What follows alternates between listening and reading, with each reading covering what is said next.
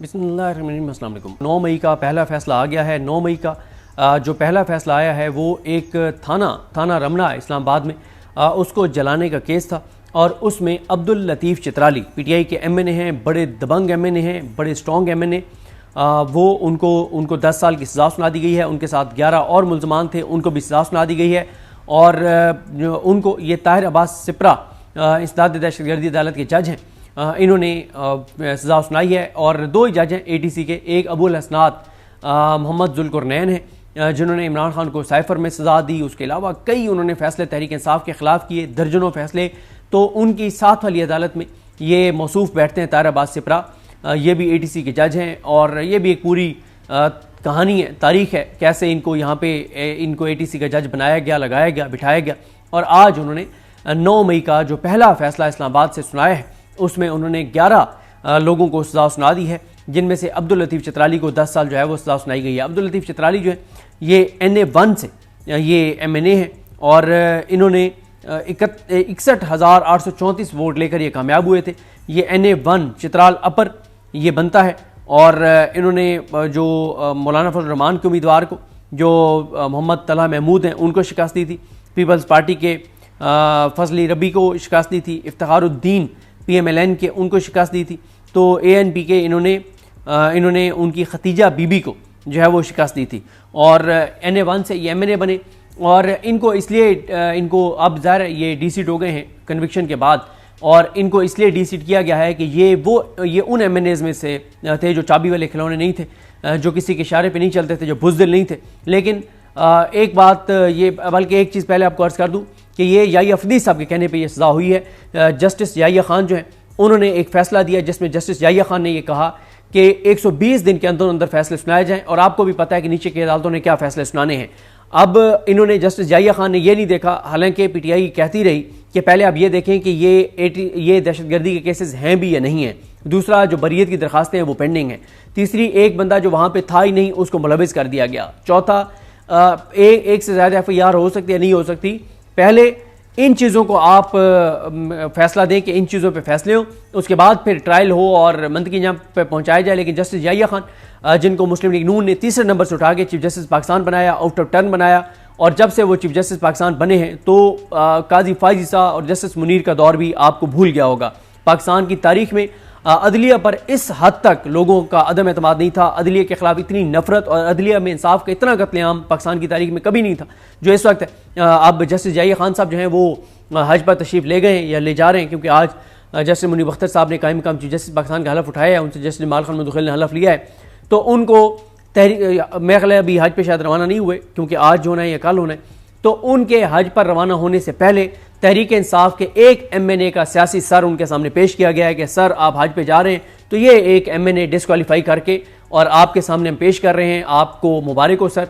और आपको नून लीग और पीपल्स पार्टी ने आपको चीफ जस्टिस पाकिस्तान बनाया है, तो सर आप नून लीग या पीपल्स पार्टी उनके उम्मीदवार को जितवा दिया जाएगा, तो आप बिल्कुल सर इत्मीनान के साथ हज के ऊपर जाएं। और आपको हज के दौरान भी अच्छी खबरें इसी तरह हम देते रहेंगे। और दूसरा, आज उनको एक और अच्छी खबर भी हज पर जाने से पहले अदलिया की जानिब से दी गई है कि शाह महमूद कुरैशी साहब, मियाँ महमूद रशीद साहब और इन लोगों की ज़मानत की समातें थी, उनकी ज़मानत की समातें नहीं की गई, उनको ज़मानत नहीं दी गई और उनकी ज़मानतें जो हैं वो ईद के बाद तक मुलतवी कर दी गई हैं, क्योंकि रिकॉर्ड पेश नहीं हुआ।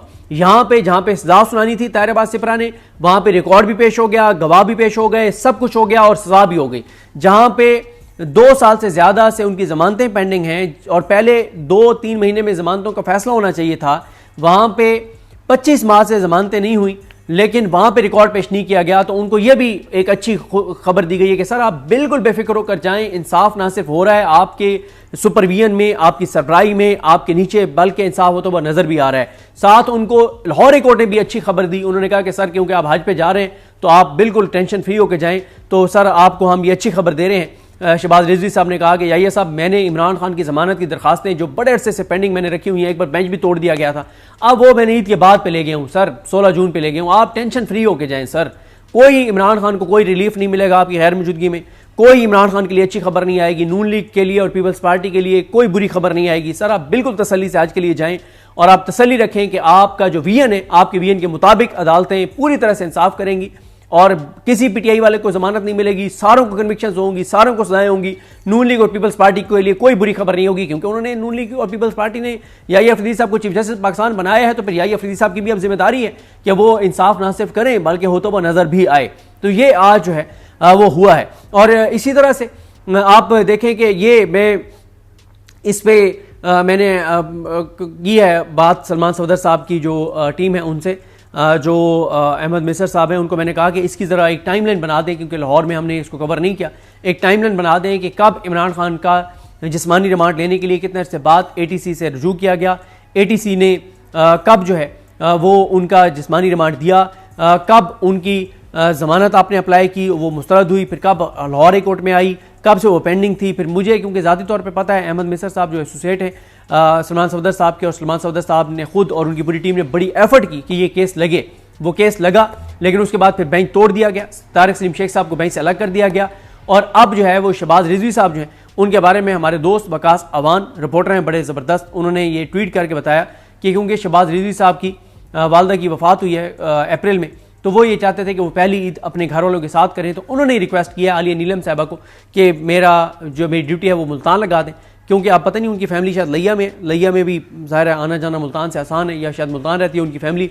तो उन्होंने कहा जी मेरी वहाँ पे मेरा बेंच बना दें। उससे फिर जजेस को फ़ायदा ये होता है कि घर भी भुगत जाता है और TADA भी बन जाता है, और फ्री में फिर वहाँ पे रह लिया, ज़ाहिर है सरकारी रिहाइशें और सारा कुछ। तो मैंने ये ट्वीट करके अर्ज़ किया था कि अगर शहबाज रिजवी साहब ने अपनी वालदा की वफ़ात के बाद ईद के मौके पे अपने घर में टाइम गुजारना है तो आप छुट्टी ले लें, आप जाएं, आप आराम से अपनी छुट्टी गुजारें, और चीफ जस्टिस को कहें उन्हें आप बेंच बना दें जो 2 दिन में समाअत करके फैसला सुना दें। तो फिर आपको सरकारी TADA के लिए बेंच बनवाने की मुल्तान में क्या ज़रूरत है कि मुल्तान में बेंच बना दें, ताकि सरकारी TADA भी बनता रहे, छुट्टियाँ भी ना हों, काम भी चलता रहे और घर से भी हो लें। ये बड़े एक हमारे जजेस का अफसोसनाक जो है वो एक कंडक्ट है। तो वो भी मामला उन्होंने याहिया अफरीदी साहब को एक अच्छी खबर सुनाई है कि हम ईद के बाद ले गए। और इसी तरह से मखसूस नशस्तों का केस 16 जून को लगाया हुआ है। और ये भी आपको बता दूं कि आईनी बेंच के 11 जजेस ने यह फैसला किया कि वो छुट्टियां नहीं करेंगे जब तक नून लीग और पीपल्स पार्टी के दरखास्तों में फैसला नहीं करते। अमीनुद्दीन खान साहब, जमाल खान मंदुखेल, मुसरत हिलाली, ये नईम अख्तर अफगान और मोहम्मद अली मज़हर, शाहिद बिलाल हसन, इन सारे जजेस ने यह फैसला किया कि छुट्टियां नहीं करेंगे जब तक नून लीग और पीपल्स पार्टी के की दरखास्तों पर फैसला नहीं देते थे। और मखसूस नशस्तों का फैसला क्या आना है वो आपको भी पता है, मुझे भी पता है। और दूसरी तरफ डॉक्टर यास्मीन राशिद जो ख़त पे ख़त लिख रही हैं, उस खत का जवाब देने के लिए याहिया अफरीदी साहब के पास टाइम नहीं है। और एक लेटेस्ट खत भी लिखा है इन्होंने यास्मीन राशिद साहब ने, वो बहुत इंपॉर्टेंट है, वो मैं आपके सामने रखता हूँ। और एक चीज़ और आपको अर्ज़ कर दूँ, एक अपडेट इस दौरान ही आपको दे दूँ कि अभी कुछ देर पहले सेनेटर मुश्ताक साहब जो हैं उनको गिरफ्तार कर लिया गया है, क्योंकि नेतन्याहू के खिलाफ, इसराइल के खिलाफ वो मुजाहरा कर रहे थे। और आपको पता है कि इस वक्त इसराइल के खिलाफ मुजाहरा करना पाकिस्तान में उसकी शायद इजाज़त नहीं है, इसलिए पहले उनकी अहलिया को और निहत्ते लोगों को, ख़वातीन को, उनको गिरफ्तार किया गया। और आज सेनेटर मुश्ताक साहब, क्योंकि वो इसराइली बर्बरियत के खिलाफ मुजाहरा कर रहे थे, और उनको इसलिए जो है वो गिरफ्तार कर लिया गया है। तो इस वक्त पाकिस्तान में आप इसराइल के खिलाफ भी एहतजाज नहीं कर सकते, आप वहाँ जो मुसलमानों का कत्लेआम हो रहा है उसके ऊपर भी आप प्रोटेस्ट नहीं कर सकते। और मैं किसी का ट्वीट देख रहा था, बड़ा अच्छा था, कि वो हाफिज़ नईम उर रहमान, अमीर जमात इस्लामी, जो जेल बैठे इमरान खान को कहते हैं कि इसराइल के खिलाफ बयान कब दोगे, हालांकि इमरान खान का ट्विटर भरा पड़ा है इसराइल के खिलाफ बयानात से, और नेतन्याहू के खिलाफ और फ़लस्तीन के हक़ में, गज़ा के हक़ में इमरान खान के कई ट्वीट्स पड़े हुए हैं, लेकिन वो हाफिज़ नईम उर रहमान का अभी तक तो कोई बयान नहीं आया सेनेटर मुश्ताक साहब की अहलिया की गिरफ्तारी पर, और आज सेनेटर मुश्ताक साहब की गिरफ्तारी पर। तो जमात इस्लामी भी इस वक्त आपको पता है कि जो सूरत हाल जमात इस्लामी की है वो आपको पता ही है। और मौलाना फजल रहमान साहब का भी मैंने कोई बयान नहीं देखा कि सेनेटर मुश्ताक साहब की गिरफ्तारी पे कोई मज़म्मत हुई हो। बहरहाल PTI का सोशल मीडिया पूरा जो है वो तो बहरहाल बयान दे रहा है।